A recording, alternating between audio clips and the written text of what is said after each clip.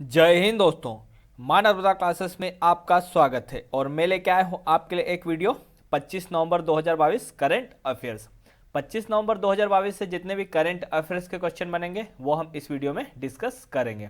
इस वीडियो की पीडीएफ आपको हमारे टेलीग्राम चैनल माँ नर्मदा क्लासेस से मिल जाएगी। टेलीग्राम चैनल की लिंक मैंने इस वीडियो की डिस्क्रिप्शन में दे दी है, तो आप लिंक पे जाके टेलीग्राम चैनल ज्वाइन कर लें। तो वीडियो शुरू करते हैं। प्रश्न नंबर पहला, यूनेस्को भारत अफ्रीका यूआईए हैकथॉन 2022 कार्यक्रम का उद्घाटन किसने किया है? तो यह योगी आदित्यनाथ ने किया है। यूनेस्को भारत अफ्रीका यूएआई हैकथॉन 2022 कार्यक्रम का उद्घाटन किसने किया है? तो यह मुख्यमंत्री योगी आदित्यनाथ ने। और योगी आदित्यनाथ कहाँ के मुख्यमंत्री हैं? उत्तर प्रदेश के। कहाँ के मुख्यमंत्री हैं? उत्तर प्रदेश के मुख्यमंत्री है। यह समारोह ग्रेटर नोएडा स्थित गौतम बुद्ध विश्वविद्यालय में किया जा रहा है। मतलब यह समारोह कहाँ आयोजित किया जा रहा है? ग्रेटर नोएडा में गौतम बुद्ध विश्वविद्यालय में आयोजित किया जा रहा है। और यह 23 से 24 नवंबर 2022 तक चलेगा। यह 23 से 24 नवंबर 2022 तक चलेगा, मतलब चलाधाम।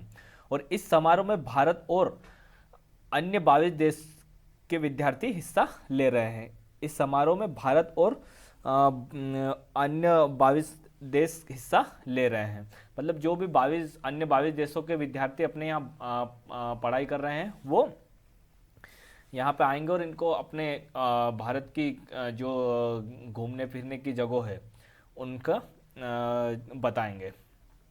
मतलब कुल मिला के पर्यटन को बढ़ावा देना है इस समारोह का मतलब।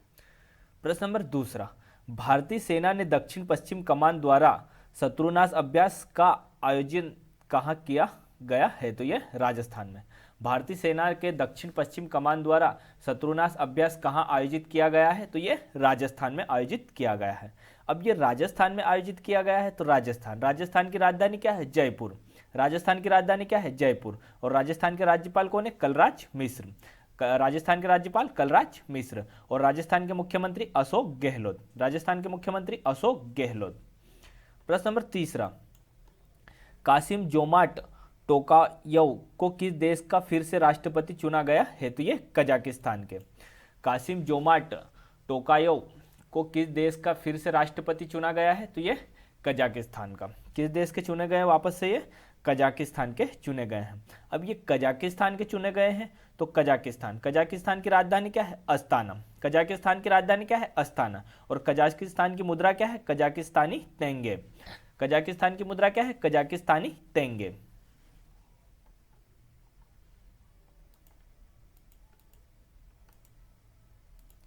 प्रश्न नंबर चौथा, किस राज्य की सुप्रीम कोर्ट ने 16 साल की उम्र में वोट देने, मतलब ये यहाँ पे राज्य नहीं है, यहाँ पे देश है।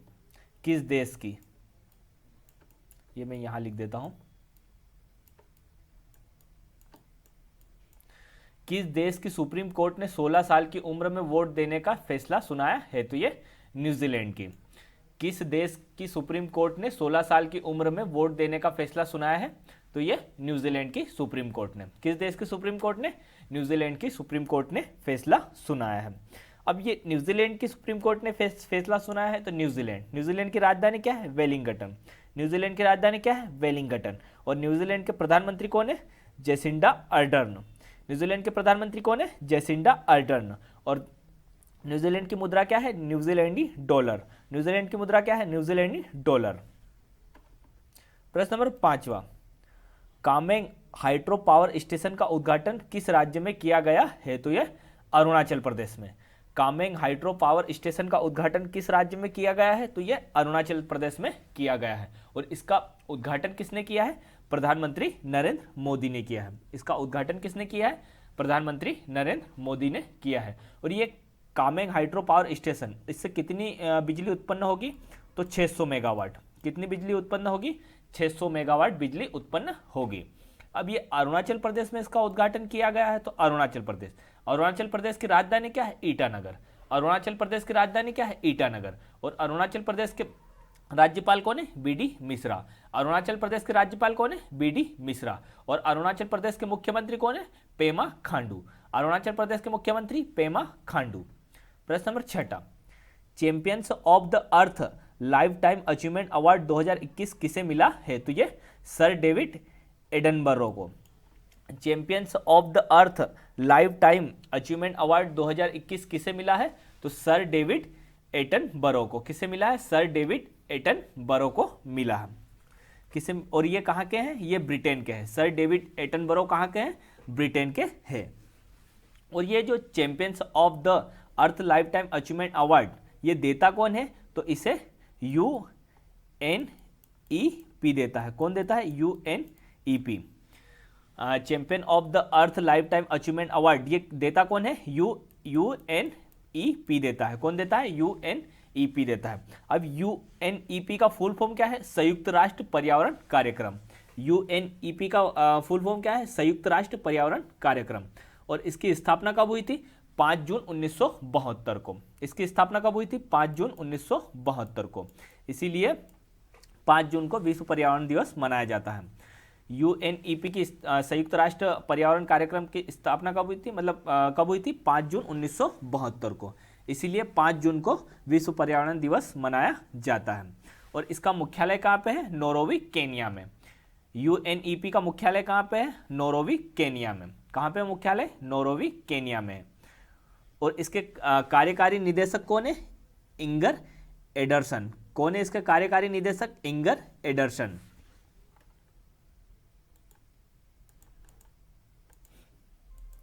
प्रश्न नंबर 7, गुरु तेग बहादुर शहादत दिवस हर साल कब मनाया जाता है? तो ये 24 नवंबर को। गुरु तेग बहादुर शहादत दिवस हर साल कब मनाया जाता है? तो ये 24 नवंबर को। कब मनाया जाता है? 24 नवंबर को मनाया जाता है। और गुरु तेग बहादुर 24 नवंबर 1675 को इन्होंने बलिदान दे दिया था। 24 नवंबर 1675 को गुरु तेग बहादुर ने बलिदान दे दिया था। इसलिए 24 नवंबर को शहादत दिवस मनाया जाता है। 1675 में इन्होंने बलिदान दिया था। 24 नवंबर 1675 को इन्होंने बलिदान दिया था। गुरु तेग बहादुर ने 24 नवंबर 1675 को बलिदान दिया था। और ये गुरु तेग बहादुर ये सिखों के 10वें गुरुओं में से एक थे। गुरु तेग बहादुर सिखों के 10वें गुरु में से 9वें गुरु थे। ये कौन से गुरु थे? 9वें गुरु थे। गुरु तेग बहादुर 10वें सिखों के 10 गुरुओं में से कौन थे? 9वें गुरु थे। और 10वें गुरु में से पहले गुरु कौन थे? गुरु नानक देव। पहले गुरु कौन थे? गुरु नानक देव। और सिखों के 10वें गुरु कौन थे? गोविंद सिंह। गुरु गोविंद सिंह। सिखों के 10वें गुरु कौन थे? गुरु गोविंद सिंह। प्रश्न नंबर 8, डॉक्टर कलाम सेवा पुरस्कार किसे मिला है? तो ये रवि कुमार सागर को। डॉक्टर कलाम सेवा पुरस्कार किसे मिला है? रवि कुमार सागर को। डॉक्टर कलाम सेवा पुरस्कार किसे मिला है? रवि कुमार सागर को मिला है। और डॉक्टर कलाम सेवा पुरस्कार देता कौन है? तो इसे वंदे भारत फाउंडेशन द्वारा दिया जाता है। डॉक्टर कलाम सेवा पुरस्कार किसके द्वारा दिया जाता है? वंदे भारत फाउंडेशन द्वारा दिया जाता है। प्रश्न नंबर 9, विश्व स्वास्थ्य संगठन WHO ने मंकी पॉक्स का नाम बदलकर क्या रखने की घोषणा की है? तो ये एमपॉक्स। विश्व स्वास्थ्य संगठन WHO ने मंकी पॉक्स का नाम बदलकर क्या रखने की घोषणा की है? तो एमपॉक्स रखने की घोषणा की है। अब ये WHO ने घोषणा की है, तो WHO इसका फुल फॉर्म क्या है? मतलब हिंदी में तो इसका होता है विश्व स्वास्थ्य संगठन, और इंग्लिश में क्या होता है? World health organisation. इंग्लिश में क्या होता है? World health organization. और WHO की स्थापना कब हुई थी? 7 अप्रैल 1948 को। WHO की स्थापना कब हुई थी? 7 अप्रैल 1948 को। सॉरी, WHO की स्थापना कब हुई थी? 7 अप्रैल 1948 को। और WHO का मुख्यालय कहाँ पे है? जेनेवा, स्विट्जरलैंड में। WHO का मुख्यालय कहाँ पे है? जिनेवा, स्विट्जरलैंड में। आज जबान ज्यादा ही फिसल रही है। प्रश्न नंबर 10, अर्बन गबरू ने किस से अपना ब्रांड एम्बेसडर बनाया है? तो ये सूर्य कुमार यादव को। अर्बन गबरू ने किसे अपना ब्रांड एम्बेसडर बनाया है? तो सूर्य कुमार यादव को। किसे बनाया है? सूर्य कुमार यादव को बनाया है। प्रश्न नंबर 11, सरस आजीविका मेला 2022 का उद्घाटन कहाँ किया गया है? तो ये नई दिल्ली में। सरस आजीविका मेला 2022 का उद्घाटन कहाँ किया गया है? तो ये नई दिल्ली में किया गया है। कहाँ पे किया गया है? नई दिल्ली में किया गया है।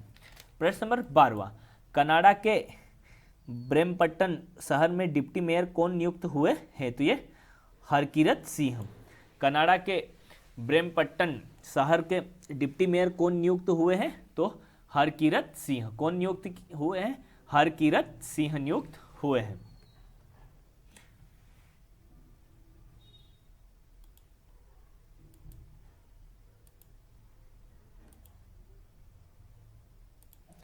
प्रश्न नंबर 13, नेपाल के फिर से प्रधानमंत्री कौन बने हैं? तो ये शेर बहादुर देउबा बने हैं। नेपाल के फिर से प्रधानमंत्री कौन बने हैं?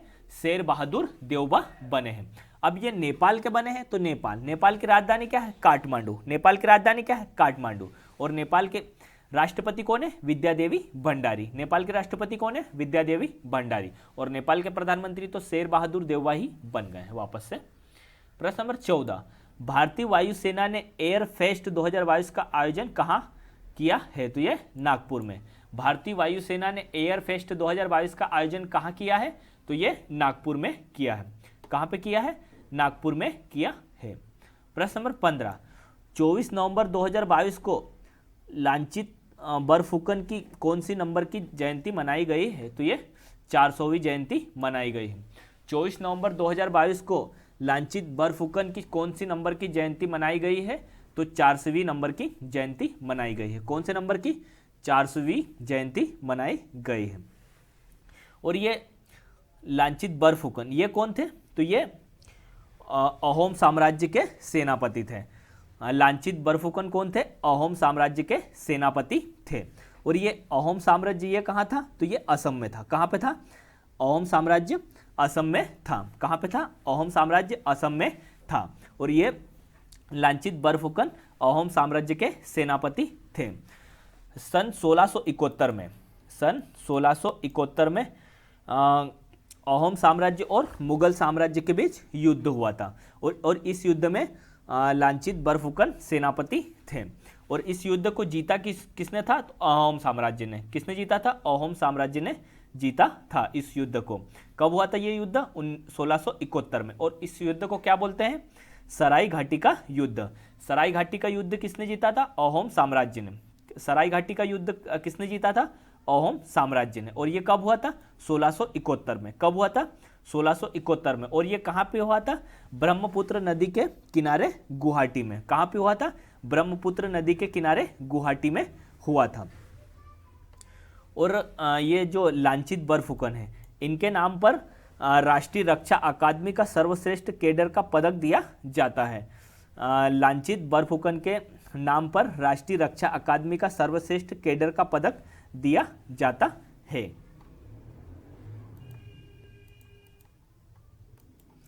धन्यवाद दोस्तों। अगर आपको ये वीडियो अच्छा लगा है तो वीडियो को लाइक करें, वीडियो को ज़्यादा से ज़्यादा शेयर करें। और अगर आपने हमारे चैनल को सब्सक्राइब नहीं किया है तो हमारे चैनल को सब्सक्राइब कर लें और साथ में बेल आइकन को भी प्रेस कर दें, जिससे आपको हमारी आने वाली वीडियो की नोटिफिकेशन मिल जाएगी। धन्यवाद दोस्तों। जय हिंद, जय भारत।